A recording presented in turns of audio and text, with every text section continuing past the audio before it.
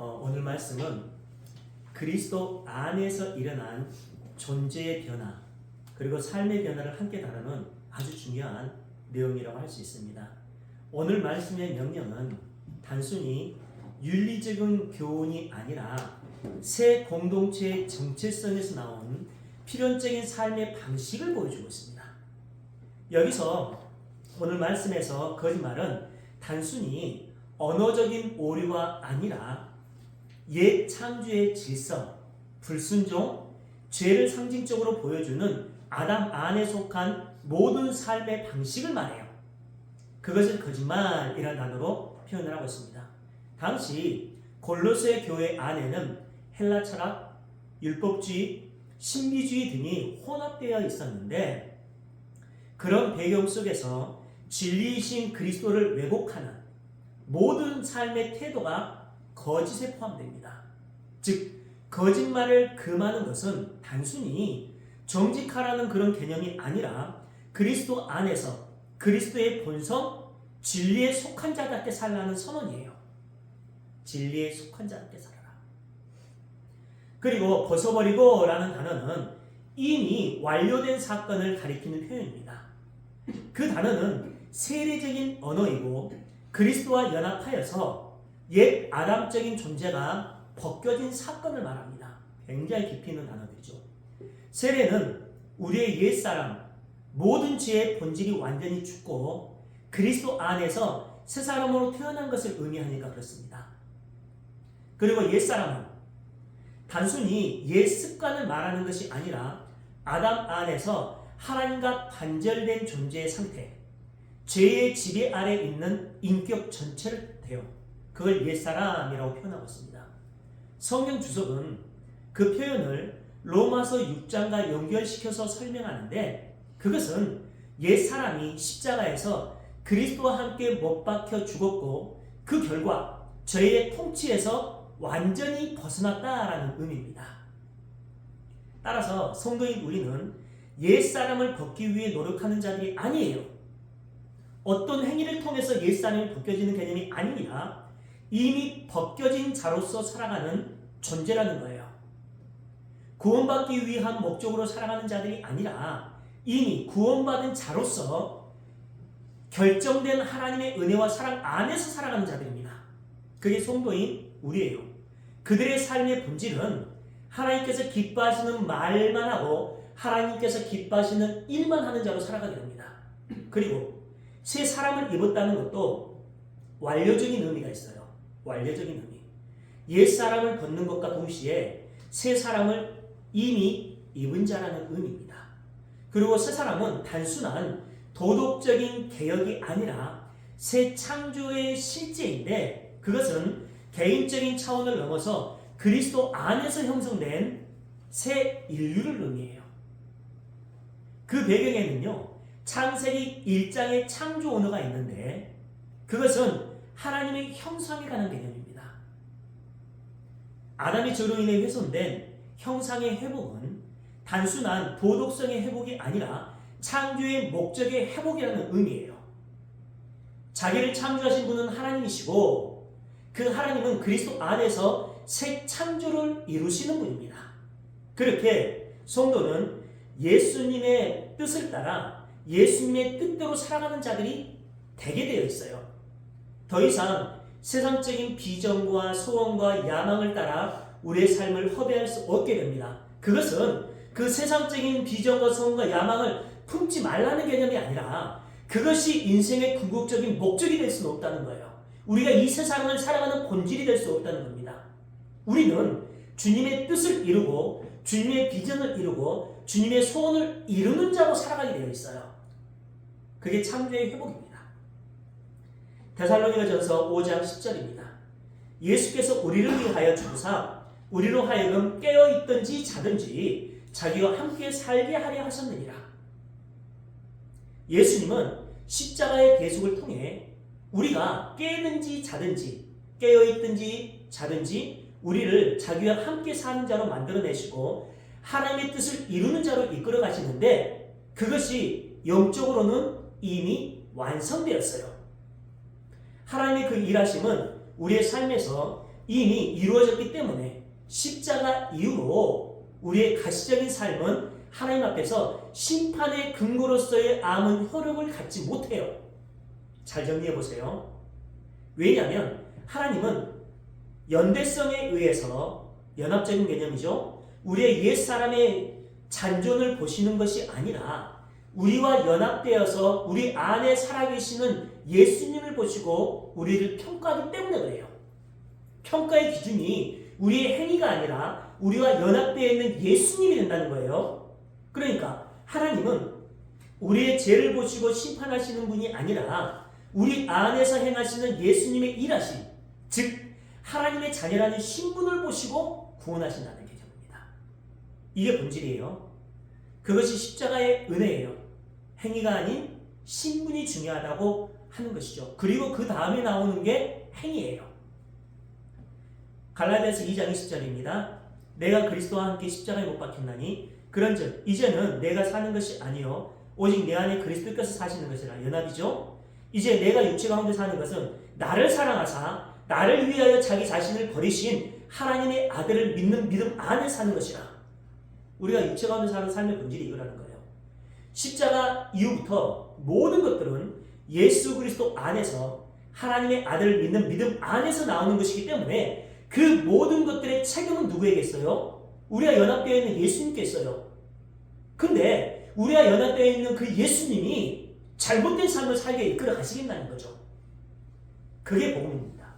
복음. 예수 그리스도의 십자가 사건을 통해 우리도 십자가에 못 박혀 죽었고 예수님의 부활과 함께 우리도 살아난 거예요. 그러니까 우리의 생명은 우리가 아니라 우리가 연합되어 있는 예수의 생명력으로 살아가고 있다는 것이죠. 그 모든 것이 예수님의 십자가로 말미암기 때문에 이제부터 우리가 살아가는 모든 삶의 원리는 예수 그리스도 안에서 살아가게 되어 있어요. 하나님의 아들을 믿는 믿음 안에서 살아가게 되어 있다는 거예요. 즉 하나님과 우리가 연합된 삶을 살아가기 때문에 하나님은 우리의 어떤 죄도 기억하지 않으세요. 그래서 성경에 그렇게 기록되어 있습니다. 로마 3장 24에서 26절 그리스도 예수 안에 있는 성령으로 말미암아 하나님의 은혜로 값없이 의롭다 하심을 얻은 자 되었느니라. 이 예수를 하나님이 그의 피로써 믿음으로 말미암아 화목제물로 세우셨으니 이는 하나님께서 길이 참으시는 중에 전에 지은 죄를 간과하심으로 자기의 의로우심을 나타내려 하시니 곧 이때에 자기의 의로우심을 나타내사 자기도 의로우심에 또 예수를 믿는 자를 의롭게 하려 하십니다. 이사야서 43장 25절 나고 나는 나를 위하여 내 허물을 도말하는 자니 내 죄를 기억하지 아니하리라. 하나님 말씀이에요.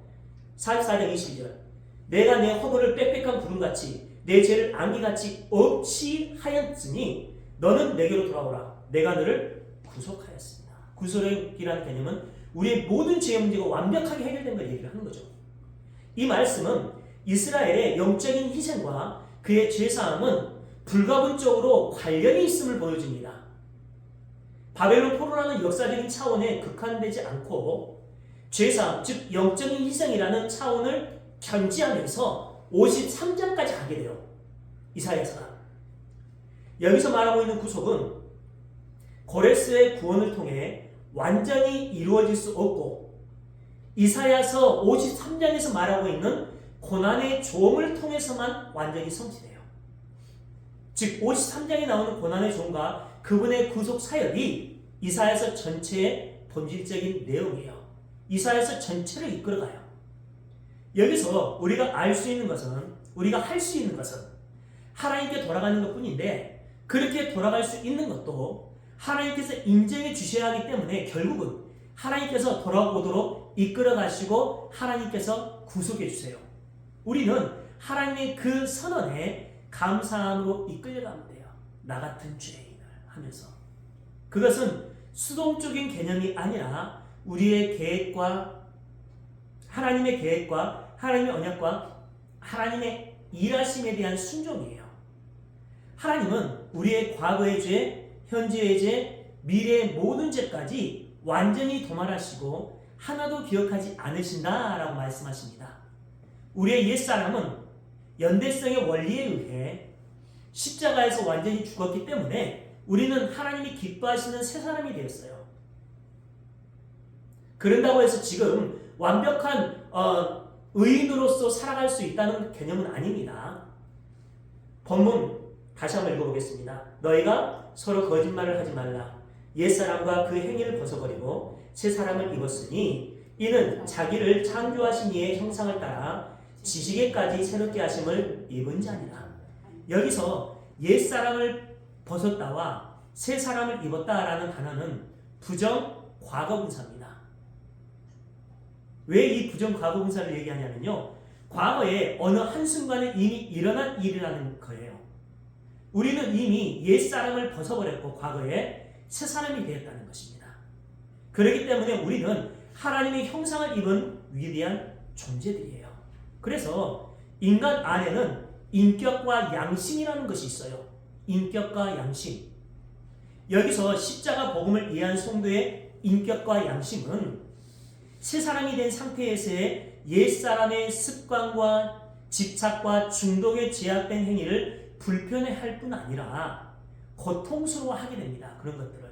그래서 우리의 신앙이 깊어지면 깊어질수록 그 신앙적인 영적인 인격과 양심이 그 죄악과 충돌하면서 우리는 괴로워하게 되어 있어요. 하나님, 이래도 내가 죄인입니까? 하나님을 믿는다는 목사가 이렇게 할 수 있습니까? 이쪽으로 가게 되어 있습니다. 그리고 내 안에 살고 계시는 그 예수님께서 그런 죄악된 삶을 미워하십니다. 그래서 성도인 우리는 성령의 소원에 이끌려가게 되어 있어요. 그리고 십자가의 복음을 이해하게 된 성도는 그 복음을 이해하면 이해할수록 그 은혜가 너무나 감사해서 세상에서 마음대로 살 수 없게 됩니다. 즉 하나님의 통제, 복음의 통제를 받게 되어 있어요. 가끔은 실수할 수 있어요. 실패할 수 있습니다. 그렇지만 세상에서 아무렇지도 않게 하나님을 대적하는 삶을 살 수는 없다는 거예요.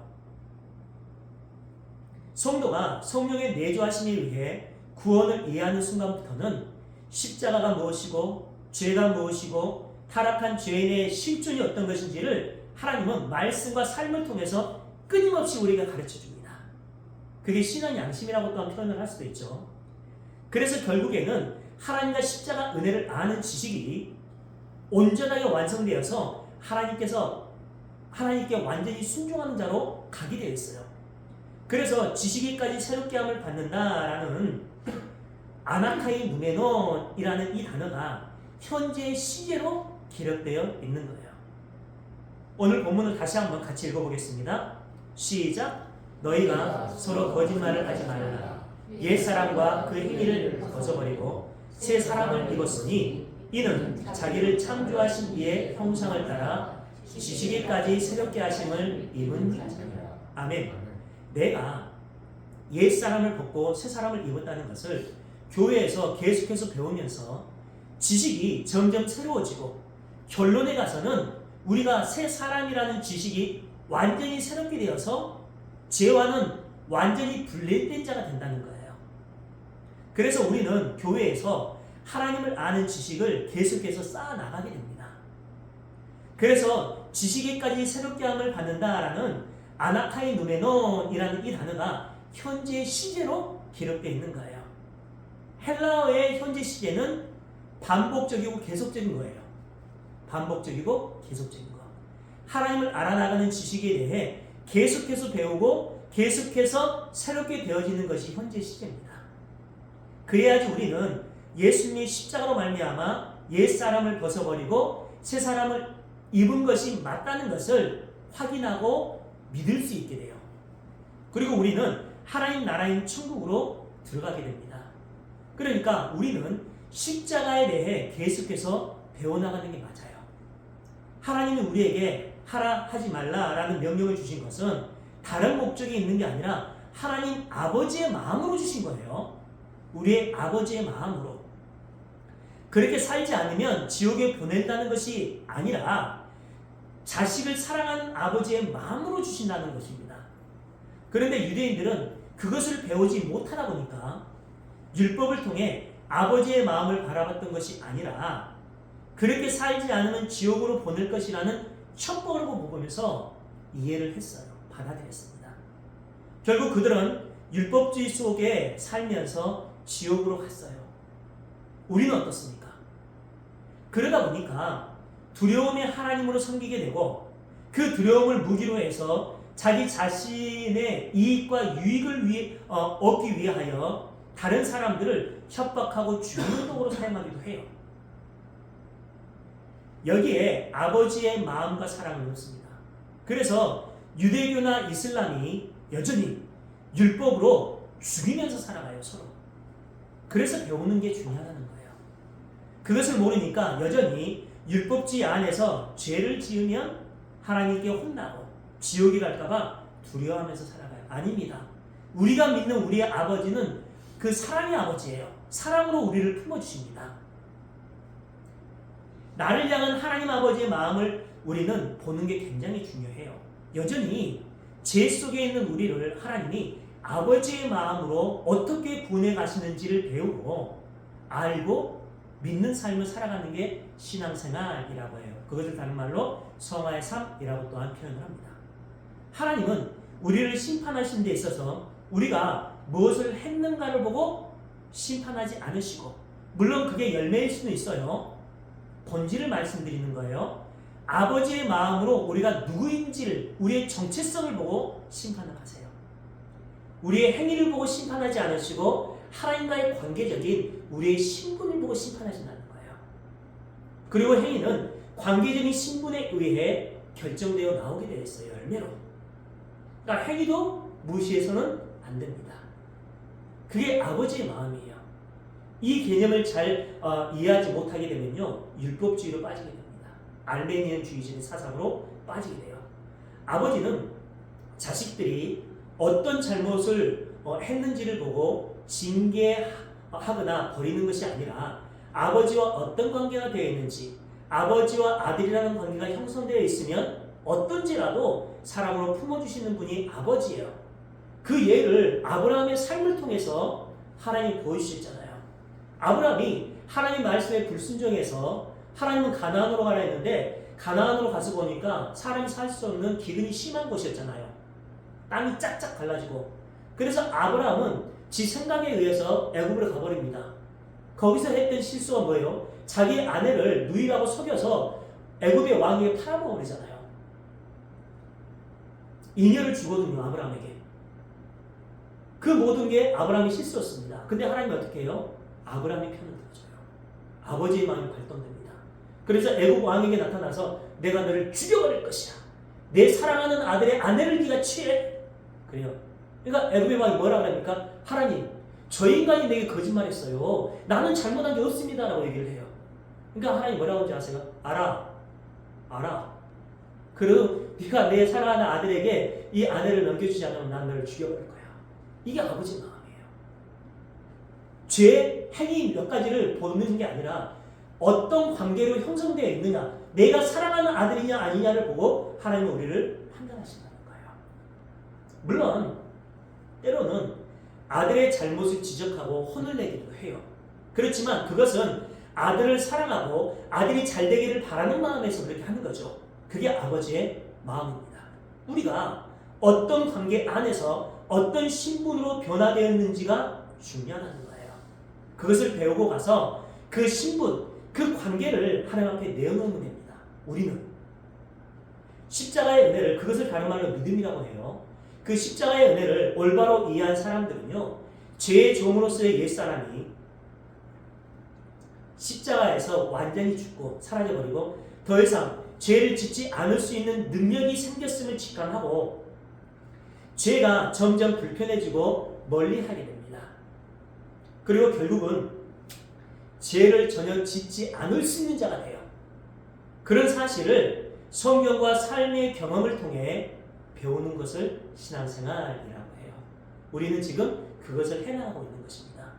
결국 우리가 노력해서 죄를 짓지 않는 것이 아니라 하나님의 은혜로 십자가의 공로로 관계적인 측면에서 그걸 예정이라고 하잖아요.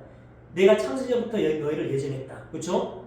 그런 관계적인 측면에서 우리와 연합되어 있는 예수님의 행위가 자신을 죄와 아무런 상관없는 하나님 나라의 자녀로 만들었다는 그 신분의 자각, 복음에 관한 지식이 우리의 죄를 꺾어버리게 됩니다. 우리의 죄를. 에베소서 4장 21에서 24절. 진리가 예수 안에 있는 것 같이 너희가 참으로 그에게서 듣고 또한 그 안에서 가르침을 받았을진데 너희는 유혹의 욕심을 따라 썩어져가는 구습을 따르는 옛사람을 벗어버리고 오직 너희의 심령이 새롭게 되어 하나님을 따라 의와 진리의 거룩함으로 지으심을 받은 새 사람을 입으라. 이 말씀을 헬라어 원문으로 보시면요, 한 문장으로 되어 있습니다. 여기서 벗어버려라, 입으라 라는 명령형의 단어는 모두 부정사예요. 우리는 영어 시간에 to 부정사를 배웠잖아요. 그 부정사가 목적격과 함께 쓰이면 헬라어에서는 명령형으로 해석해서는 안 되고 설명형 부정사가 됩니다. 이렇게 설명하는 이유가 있어요. 그러니까 벗어버리고 입으라라는 부정사들은 모두 21절에서 가르침을 받다라는 단어와 연결돼요. 이걸 설명하기 위해서 그렇습니다. 따라서 그 말씀을 문법에 맞게 번역하면 너희가 옛사람을 벗어버리고 새사람을 입었다고 하는 그 가르침을 받았으니 라고 해석을 할 수 있습니다. 그러니까 우리가 그 가르침을 받는다는 개념은 굉장히 중요해요. 우리는 이미 옛사람을 벗었고 새사람을 입었다고 하는 그 가르침을 받았기 때문에 항상 마음을 새롭게 하여 이미 벗어버린 삶에 창념하지 말라는 권고예요. 그래서 23절에 새롭게 되어만 현재형으로 기록되어 있어요. 이 새롭게 되어라는 단어는 현재형으로 되어 있습니다. 결국 우리는 예수님을 믿는 순간 죄를 안 짓는 자가 되는 것이 아니라 습관적으로 나오는 죄의 모습 속에서 어떻게 그런 죄가 다시는 정죄의 대상이 되지 않을 수 있게 되는 것인지를 배우고 깨달아서 감격하게 되는 것이고 그런 감격과 감사가 죄를 점점 몰아내게 됩니다. 이게 우리 신앙생활의 본질, 죄와 거룩의 인간관계입니다. 거기에 대한 근거 구절을 보겠습니다. 요한일서 3장 9절. 하나님께로부터 난 자마다 죄를 짓지 아니하나니 이는 하나님의 씨가 그의 속에 거하며 우리가 죄를 짓지 않은 본질이 뭐예요? 하나님의 씨가 우리 가운데 거하기 때문입니다. 그도 범죄하지 못하는 것은 하나님께로부터 났습니다. 관계적인 개념을 얘기하고 있죠. 요한일서 5장 18절. 하나님께로부터 난 자는 다 범죄하지 아니하는 줄을 우리가 아노라. 하나님께로부터 나신 자가 그를 지키시네. 악한 자가 그를 만지지도 못하니라. 여기서 요한은 하나님에게서 난 자마다 범죄하지 못한다, 범죄하지 아니한다 라고 해요. 그 말은 우리가 성도가 되는 순간 죄를 전혀 짓지 않는 자로 살아갈 수 있게 된다는 말이 아니에요. 그 두 구절 모두 범죄하지 아니한다의 현재 시제를 쓰고 있습니다. 그 말은 계속해서 범죄하는 자로 살 수 없다는 뜻이에요. 계속해서. 반복적이고 계속적인 죄는 타락한 마귀의 자손들이 사는 삶이라는 것입니다. 하나님의 백성들은 계속해서 죄를 짓지만 이 세상에서 결국에는 그 죄가 중단되고 그것이 어디에 하나님 나라잖아요. 그렇죠? 그 죄가 중단되고 죄와는 아무 상관없는 자로 완성되는 순간이 오게 된다는 거예요. 그 이야기를 하고 있어요. 그것이 완성된 하나님 나라입니다. 즉 우리는 계속해서 죄를 짓게 될 것인데 하나님이 우리의 마음과 지식을 새롭게 하셔서 완성시켜 주시는 날이 분명히 오게 되기 때문에 영혼 속에서 그 죄를 끝까지 지으면서 살 수 없다는 거예요. 영혼 속에서. 그러니까 그 말씀은 우리가 자범죄를 계속해서 짓게 되면 거듭난 사람이 아닐지도 모른다는 협박으로 사용하는 말씀이 아닙니다. 여러분 그런 미혹 속에 빠지지 마십시오. 당신의 그런 행위, 당신 구원받지 않은 자일 수도 있어. 그런 협박 넘어가지 마세요. 예수 이름으로 물리쳐 버리세요. 우리는 한 번 지은 죄가 나쁘다는 것을 알면서도 계속해서 같은 죄를 지을 수밖에 없는 죄인들이잖아요. 그것을 다른 말로 원죄, 아담의 죄라고 표현을 하잖아요. 만일 그렇다면 우리는 하나님의 백성입니까? 백성이 아닙니까? 백성이잖아요. 우리는 이 세상에서 똑같은 죄를 100번이고 1000번이고 반복해서 지을 수 있어요. 그러나 결국에는 그 죄가 계속되지 못하도록 하나님이 완성해 내신다는 거예요. 그것이 하나님 나라잖아요. 결론을 내버린다는 뜻입니다. 그래서 거기에 현재형이 쓰이고 있는 거예요. 너희가 죄를 지어봐. 너희는 계속해봐. 반복적으로 죄를 지을 거야. 그러나 하나님이 그렇게 되지 않도록 완성시키는 날이 분명히 있단다. 그 이야기를 하고 있어요. 그 이야기를. 만일 요한이 예수님을 믿게 되면 곧바로 즉시 죄를 지을 수 없는 사람이 되어야 한다는 의미로 그 구절을 썼다면 요한은요 그 책 안에서 스스로 자체 모순을 일으키게 돼요. 그래서 요한은 이런 말을 하면서 오해를 풀어줘요. 요한일서 1장 8절. 만일 우리가 죄가 없다고 말하면 스스로 속이고 또 진리가 우리 속에 있지 아니할 것이요. 너희가 죄를 짓지 않는다고 하면 너희는 스스로 속이는 것이고 너희 안에 진리가 없는 것이기 때문에 구원받지 못한 사람이라고 했는데 바로 2장 뒤에서 거듭난 사람은 절대로 죄를 지을 수 없다고 말할 수 있겠습니까? 아니잖아요. 너희는 계속해서 죄를 지을 수밖에 없어. 하지만 하나님이 지식을 새롭게 하고 마음을 새롭게 해서 그 죄와는 아무런 완전히 무관한 상태로 만들어낸다를 얘기를 하고 있는 거예요. 왜요? 우리는 이미 옛 사람을 벗었고 새 사람을 입었기 때문에 그렇습니다. 그것을 이해하고 믿도록 이끌어 가시겠다는 거예요. 우리가 아직은 그것을 완전히 이해하지 못하고 있기 때문에 계속해서 그렇게 죄를 짓고 있어요. 그러나 그것이 완전히 이해되고 믿어져서 죄를 짓지 않는 날이 온다는 거예요. 그 날이 언제죠? 예수께서 다시 오시는 날. 우리가 예수님을 만나러 가는 날, 하나님 나라에 들어가는 그 순간. 그렇죠? 그 이야기를 하고 있는 게 요한 1서입니다. 요한 1서의 이야기예요.